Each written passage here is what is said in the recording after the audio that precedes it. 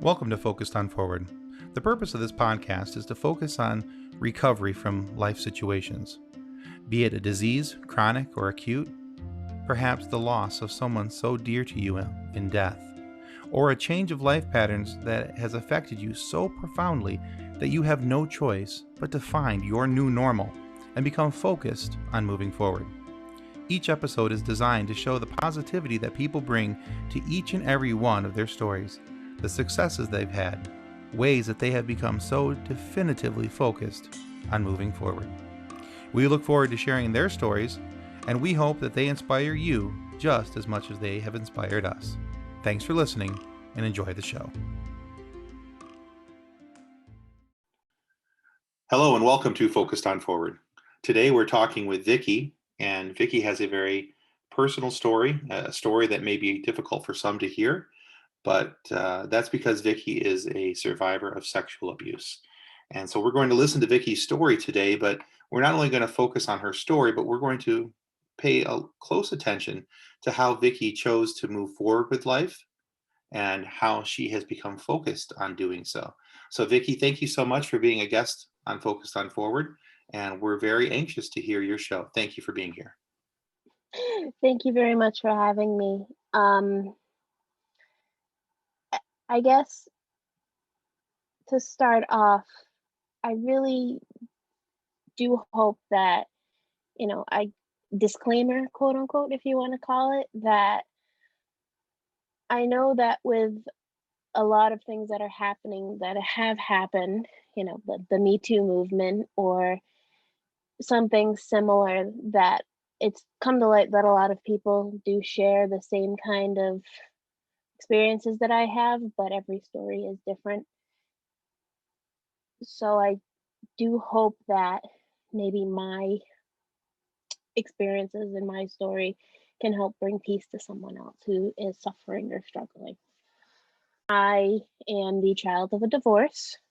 My parents were married for 25 years when they were divorced when I was 11. My sister is 10 years older than me. So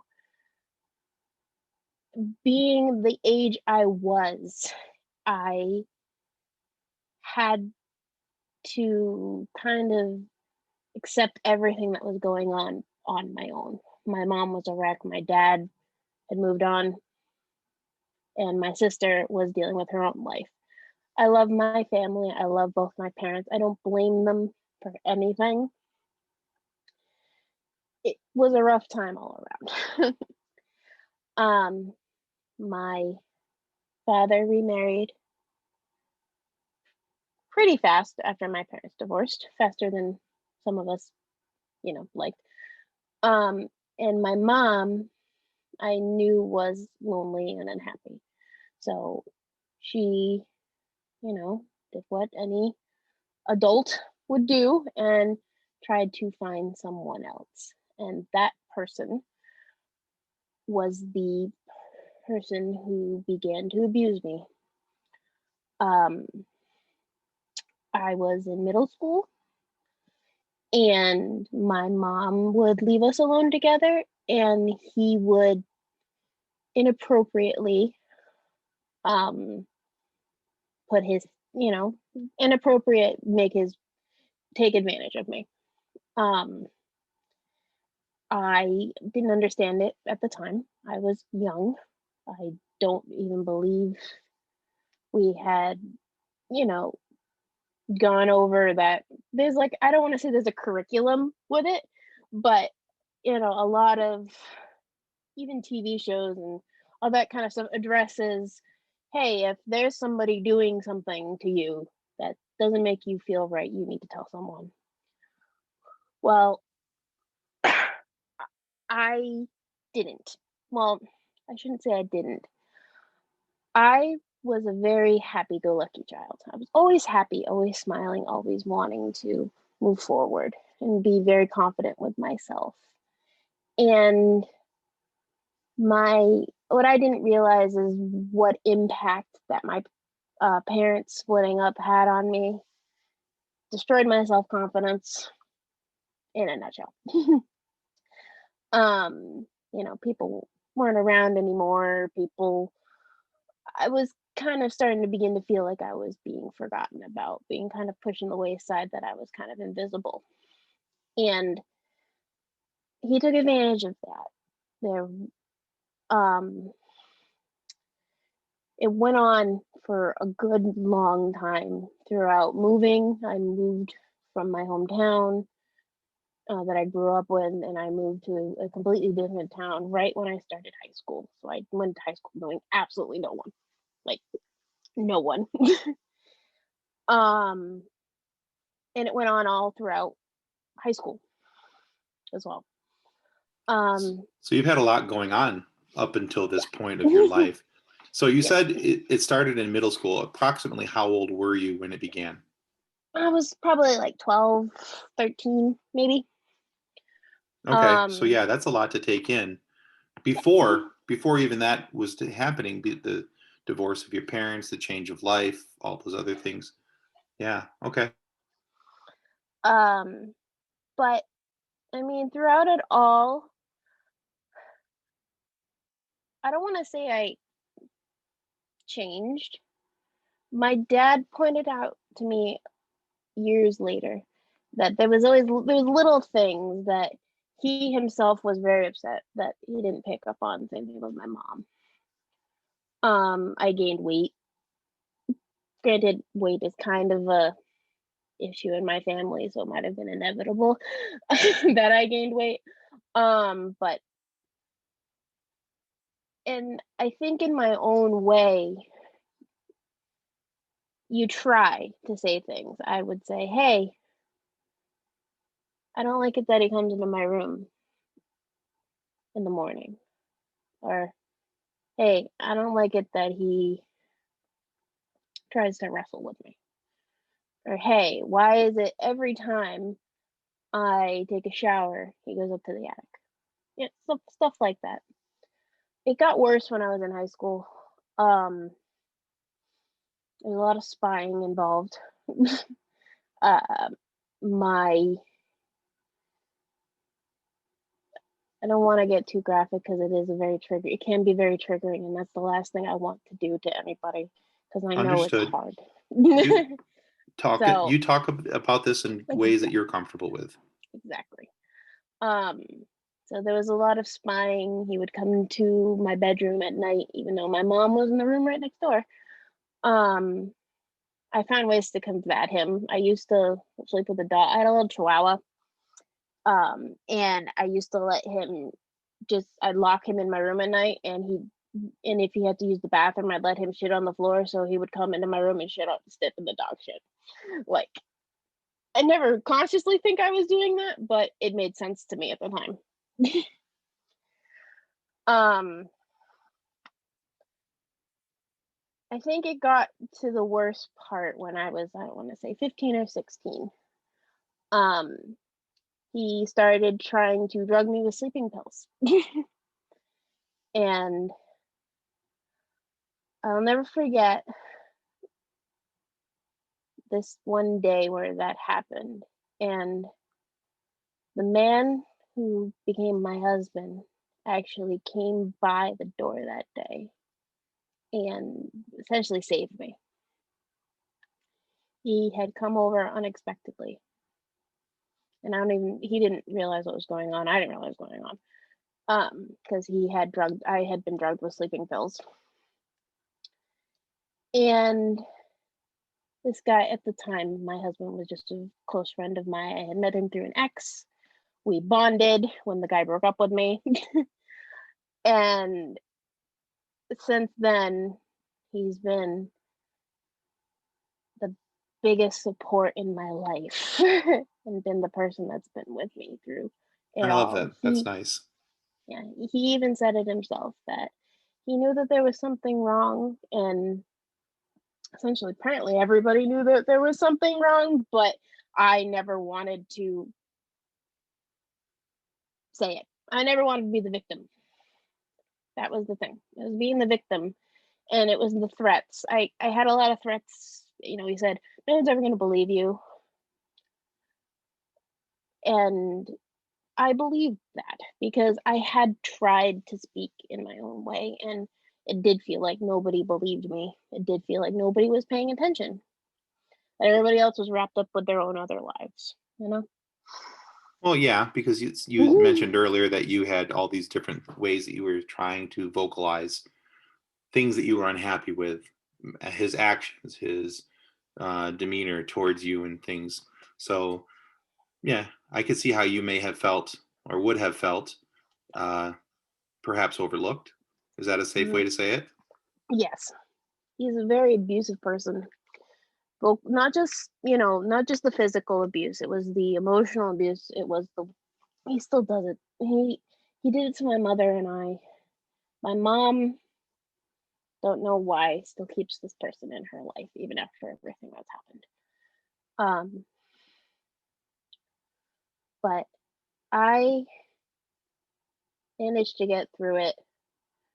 No, it probably looking back on it, it wasn't very healthy to basically just live with it until I could get away. It I've, grown up now and I understand that what I did necessarily wasn't the best way to deal with the situation. The best way to deal with the situation is always to say something. But so But it's did you also feel good like you were out of options? at the time, yes, because there was, well, A, I didn't think anybody would listen. And B, it I always felt like when it would stop. And it did. It stopped when I moved. When I moved out, when I went to college, it Okay. stopped. Okay. Kind of. Kind of. There was still spying. There was no more physical abuse. He stopped physically abusing me. Um, but he would still, I swear, there was a peephole he found in my room and I taped it up. I put a poster over it. But he was still trying to spy on me inappropriately. Um, I had moved rooms from upstairs to the basement and, grown up. Um, and I would come home on the weekends when I was in college because I could work, you know. So when I was in college, I wrote everything down. I was going through a, different situation with one of my close friends. She was starting to abuse drugs, and I didn't know how to help her. I didn't know how to get through to anything else. So I did what I like to do, and that's write. So I started a blog. Yeah, I think it was a blog. I don't think it was a live journal. God, I feel old thinking about live journal. Um, and I wrote it. I mean, I wrote it all down because part of what I used to do when I was in high school, especially with this person, we would role play forward on over AIM. We would just sit and we'd type and just type out stories and scenarios to each other. We even would email each other the whole document of the whole day, whatever, how many hours we spent. Sometimes it was 10 minutes, sometimes it was 3 hours, depending on the time of day. And we'd email it to each other back and forth. I have it all saved in my Yahoo email still. Oh, Like I can go wow. back. Yeah. Wow. I have taken most of that and tried to put it all together and made it a little bit more coherent. And you do not know how hard it is to edit text messages when correct grammatical errors from when you were like 17. It's been a challenge. It's been interesting, especially because I was really into anime and we were super, super, like it was super, you know, weedy. I'm just gonna say it what it was. It was super weedy. But anyways, so I wrote all of what was happening down with her and how I was feeling and how to just because I needed to get it out because I had nobody else to talk to. And then I just kept going and started to talk about what happened to me. And I left it to the world of the internet because nobody was going to read it. Who was going to read it? Like, why a random blog? on the internet. So I left it there for a couple years. And I think I put it to my Twitter. I don't know why I did it. I just did it. Because I think it was in the back of my mind. I wanted somebody to read it. And I wanted somebody to talk to me about it. The person I didn't expect to find it and read it was my sister.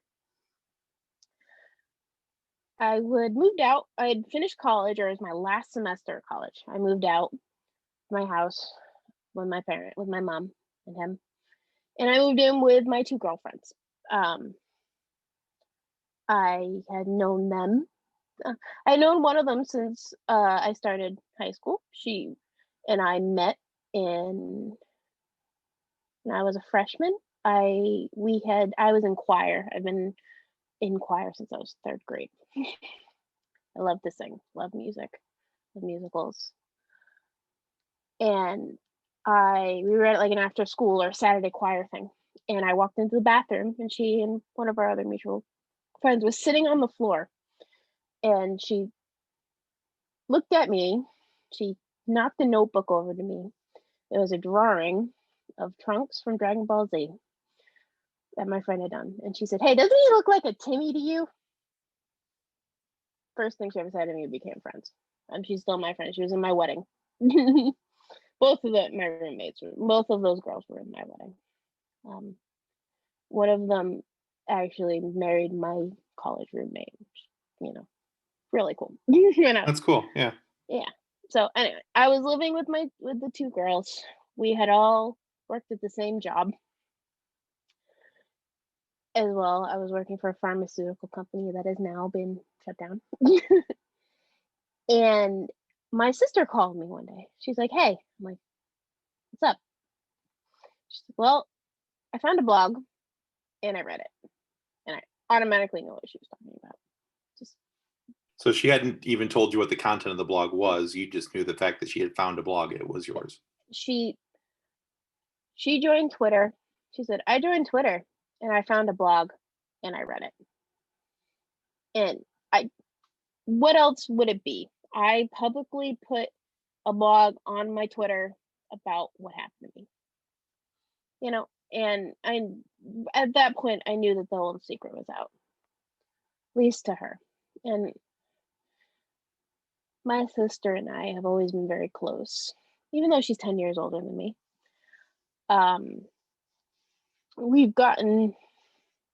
She basically likes to say she raised me.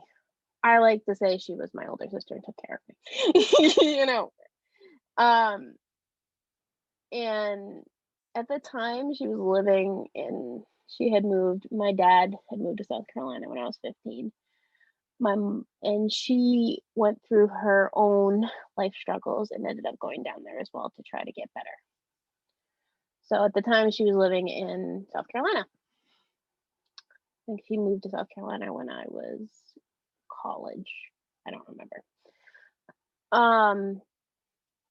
And she got kind of mad at me. I don't blame her. She had every right to be mad at me because she does not like my stepfather she didn't like him at all either. She saw the abuse. She saw the I'm sorry, yeah. So just to clarify, she was mad at you because you didn't voice, or was she mad at you that you had written the blog? She was mad that I didn't voice. She was mad that, and I didn't, like I said, I don't blame her. What, she wasn't mad at me. She was mad at the whole thing, that what else are you gonna do? At the situation. And because she never liked my stepfather either. She knew what the kind of person he was. She knew that he was an abusive guy. And she was more mad at me because she was like, you had said something, none of this would have happened. This person could have been out of our lives, not caused all the damage he caused in our lives. And I don't remember the conversation, to be honest. I don't want to say I blocked it. I probably blocked it out, but I remember though hanging up with her, taking my laptop at throwing it on the ground because I was mad and I was nervous because it was out there. Somebody knew, somebody in my life who was directly connected, who was not a friend or a person outside of my family knew. And she told me she wouldn't, the only thing I asked her to was not to tell my dad or my mom because I wasn't ready. I wasn't ready. I couldn't do it. And I just got really angry and I shut down. I know now it wasn't the best, once again, it wasn't the best thing to do. And that's just kind of how it was. Somebody was in on the secret. So would you consider that to be like the start of a turning point for you where because at this point you had internalized so much of it and you were really the only one bearing this burden. And so now somebody else knew. So was it eventually, it may not have seemed it at the beginning, but did it have a sense of like freedom or freeingness of the information because now somebody else knew? At the time, no. At the time, I was really nervous and very angry that I had let it come out. I had something, because at the time, I had sworn to myself that this was just going to be something I was going to live with for the rest of my life. Nobody was going to know. I didn't want anybody to know. Apparently, all my friends knew that there was something wrong. Apparently, my husband knew that there was something wrong at the time. And because I always had wanted to say, I learned this later in life when I finally started to tell people. I never wanted anybody to know because I didn't want anybody to treat me differently. And apparently everybody knew and they treated me the same. So they were already there. You just were not there.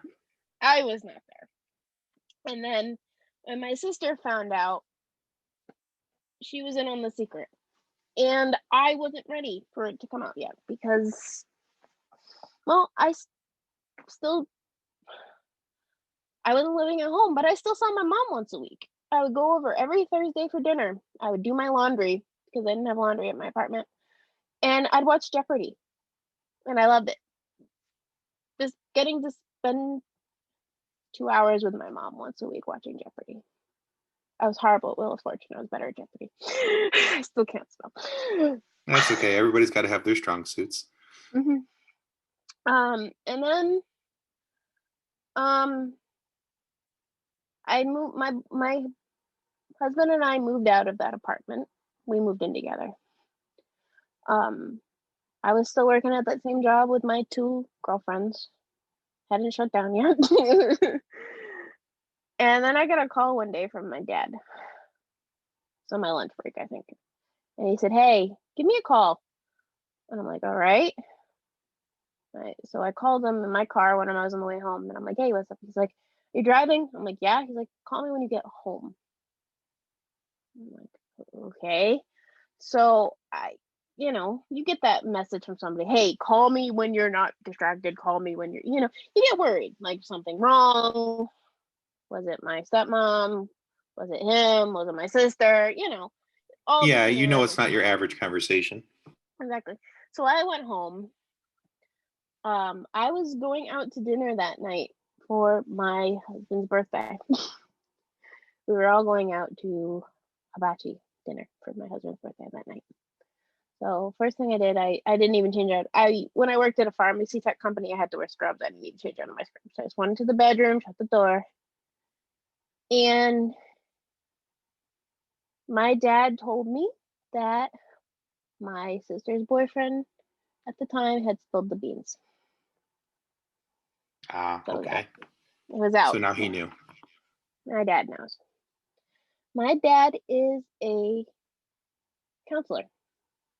My dad's a psychiatric counselor. He's retired. So I don't know.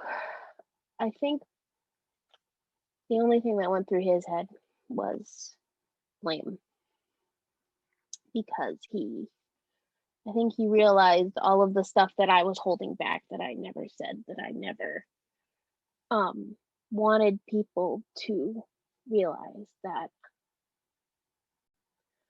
I had been ignored. I don't want to, I get, yeah, ignored or forgotten about. And no, and I think he realized then and there that there was something wrong. You know, so the hardest thing I had to do was sit there and explain to my dad what happened. And it wasn't like just how you and I are speaking. It was, he wanted to know what happened. Wanted to know the level of abuse where I experienced. I think I can understand that if that was to happen to my daughter, I'd want to Yes, know. exactly. And that's just something you don't want to tell anybody. I had always, I had never physically said any part of the abuse of how deep it went to anybody. It, I don't even know. No, I don't want to say that. No, I don't want to say how. Yeah, sorry. That's okay. No, I know. Just trying to get my thoughts together.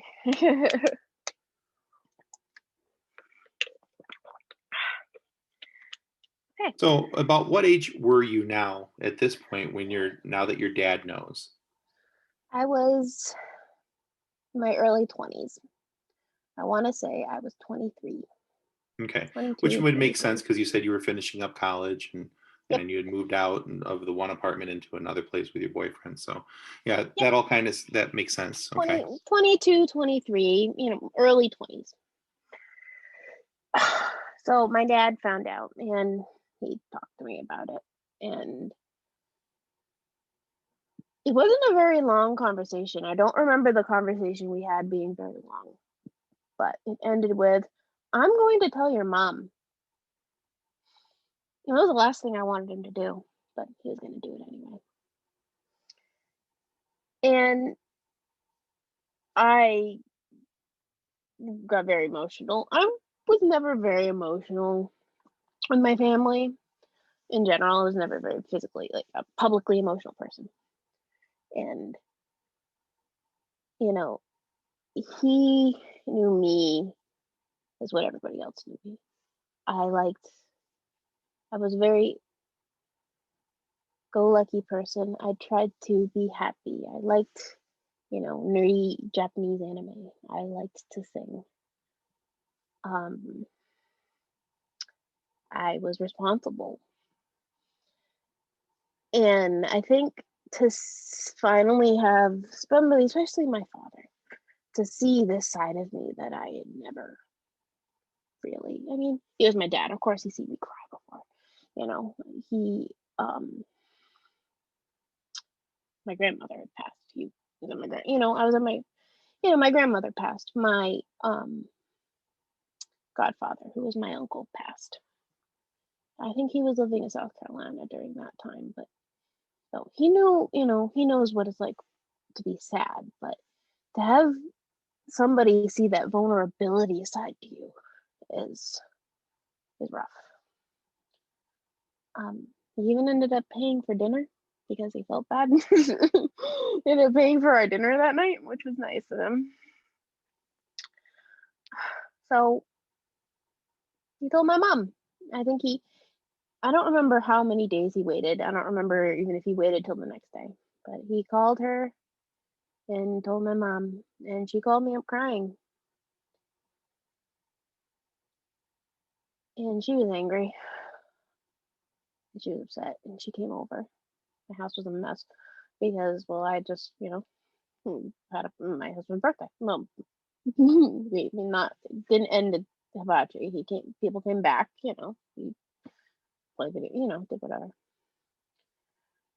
And we talked, and I finally told her, not in excruciating detail, everything that had happened since I was 11, everything that she had ignored or not seen. Everything that was happening in the same house that she was living in. And I had to deal with a lot with my parents' divorce because I was the only one there for my mom. And so I had seen her lowest of her lows. There was a time in her life where she had told me, I had a real hard time loving myself. How could I love you? But having this conversation with my mom was rough. Especially she told me she was also had come across some abuse. It didn't last as long as it did, but she had experienced it herself with my aunt's husband. Okay. who was a creep. Nobody liked him anyway. And then life kind of went on. It was out. People knew. And everybody started to know. My dad told my uncles, my aunts and uncles on my mom's side. Yeah, because even though, my dad and my mom were married for 25 years, he So he's never known really, these people for a little while. Yeah, he's known these people for even before my mom. My mom's one of 7. So, and the only other hard thing I ever had to do was so my dad was still living out of state, and I spent Thanksgiving with him, and he took me for a walk, and he just calmly spoke to me about why I never said anything. And I explained to him basically what I've said to you. And I don't think he's ever forgiven himself for what happened, because he, nobody ever, wants to see somebody they care about go through that. I Well, and as a father, and as a friend. yeah, you accept a level of responsibility for everything that happens in your family and 2 members of your family. And so that would be difficult for me to accept and to be able to work with as well. So I can understand that from his perspective. Yeah. And like I said, the only thing I've ever been upset with my family with this whole situation is that nobody ever noticed when I was asking for help. And that's really hard because like I said, in some ways I did, in some ways I should have spoken out. I tried in my own weird, shy, aloof, passive way to do it. But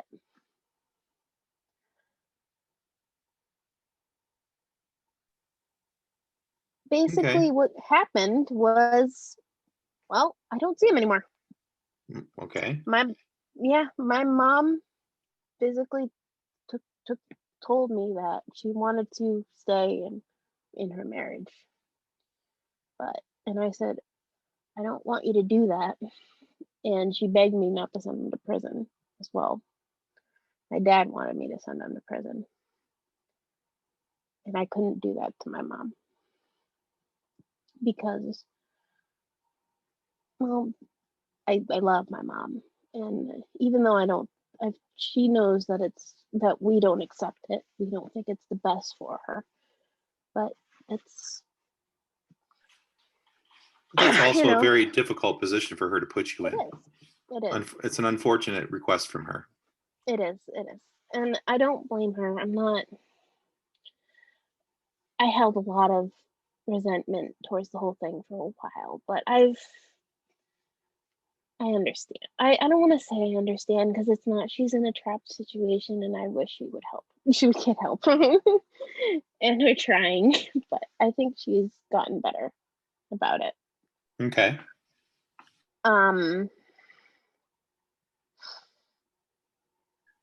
So let's kind of recap here for just a quick second. So we're at a point, we're about 22, 23 years of age. Your dad finds out, your mom finds out, you have this long conversation.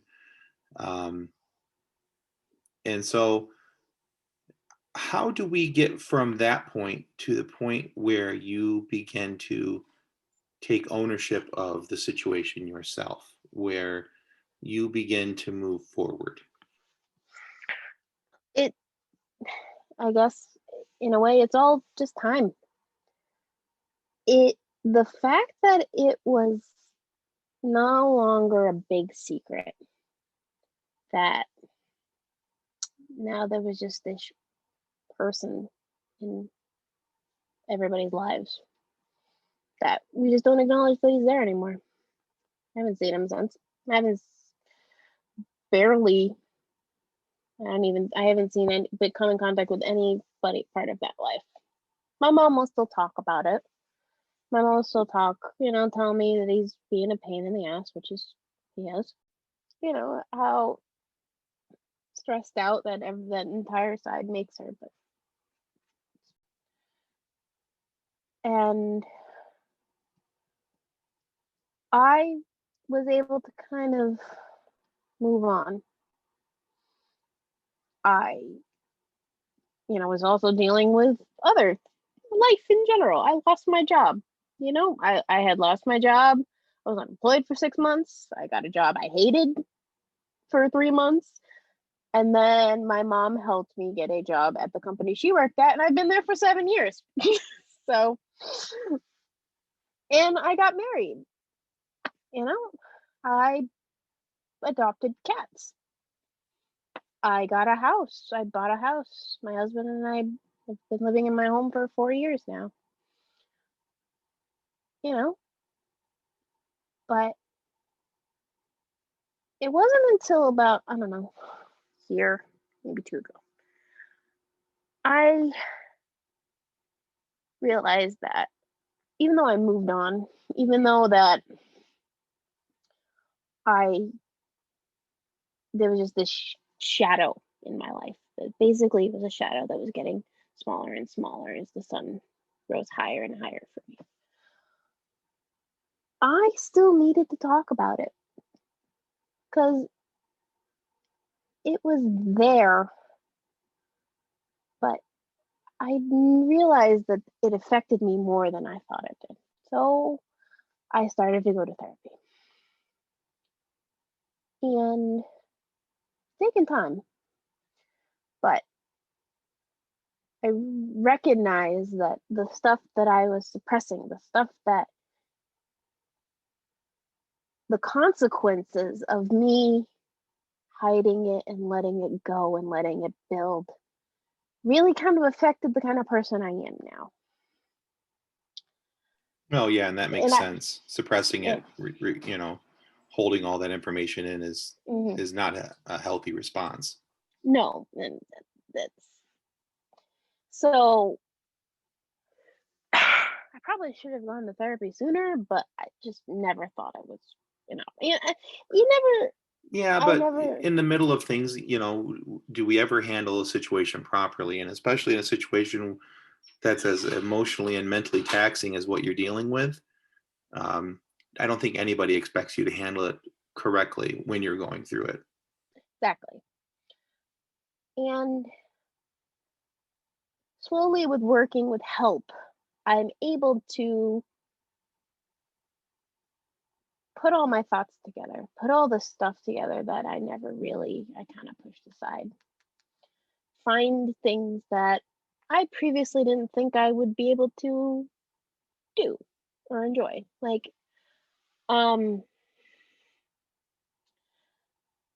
I graduated college. I was going to be, I graduated college with an English degree. Ooh, it's that old Avenue Q song. What do you do with a BA in English? I work in an office building, but you know what? Slowly, I have come to figure out what I want to do and what's important.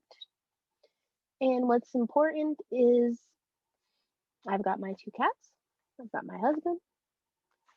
I do car karaoke on my way to work.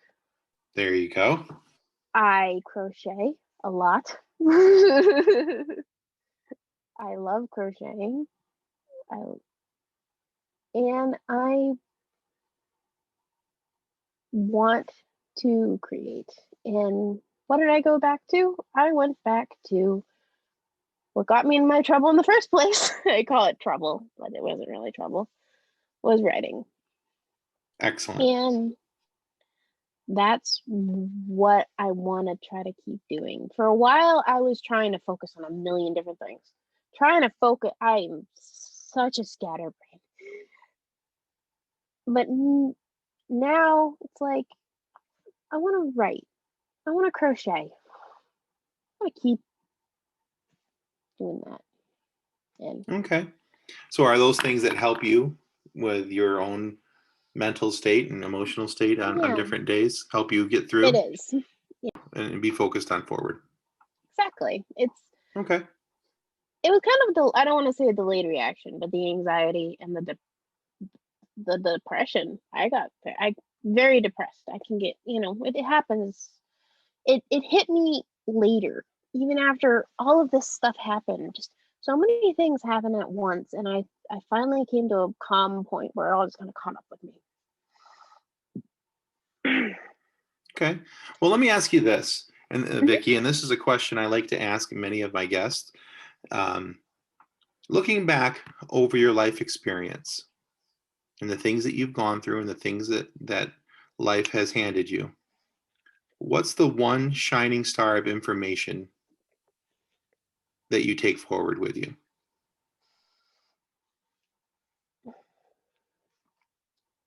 That you're not alone, and I wish I had that you're not alone. That there's always somebody there that no matter what happened, you can speak to them and tell them what's going on. I wish I had done it. I wish I had done it. I wish I had even found a teacher or a guidance counselor, or even just, there was so many situations where I could have just told somebody like my sister. Okay. I think back, if I had said something sooner, would I have this life? Would I be married to the person that I met when I was 15 years old? Would I own my own house? Would I have my cats? But then you can't focus on the what ifs, because everything that did happen led me to something that I don't want to give up. Even Okay. though it I wasn't the like that. best situation. No, you took the unfortunate and you found a fortunate in the experience. So that's Mm-hmm. good. That's good. Well, Vicky, first and foremost, I want to thank you for coming on today and sharing. Um, I'm positive that this was not an easy conversation for you, but I respect you for addressing this, and I thank you so much for sharing this. And I certainly hope that, if nothing else, that somebody listens to your story and they're able to understand uh, that there is a way around this and the importance of speaking up and speaking out. So, again, thank you so much. Thank you as well. And, just thank you. And yeah, I, like I said before, if anything is remotely relatable, maybe somebody, because it does help hearing other people's stories, especially if they've come out and they were able to handle it in a positive way. I didn't, I know not everybody's able to do that, which is kind of a blessing that I was able to manage to, have the support I had and was able to do that in a positive way. Okay. Well, good. Well, to our audience, if you're listening and Vicky's story has made an impact on you, here's a couple things I'd like you to think about. If you're experiencing some of the same things that Vicky's gone through, it's important to understand that you're not to blame to you for what happened, that you didn't deserve what happened, and that this was certainly abuse and not a healthy form or expression of human sexuality. And if you are going through this and you feel the need to find someone to talk to, There are organizations that will help you if you feel that you cannot talk to people close to you. One of those organizations is RAINN, RAINN.org. They have a 24-hour phone number that you can call, and it is completely anonymous. You can talk to them. They have people there. You can chat with them, like a text chat as well. They're there to help, and it's a wonderful organization willing to help people who have had to endure these situations. So if you need that type of help, if you need that type of assistance, please reach out, talk to a friend, talk to a parent. And if you can't talk to them, please talk to somebody. Talk to somebody at RAINN. Maybe they can help you as well.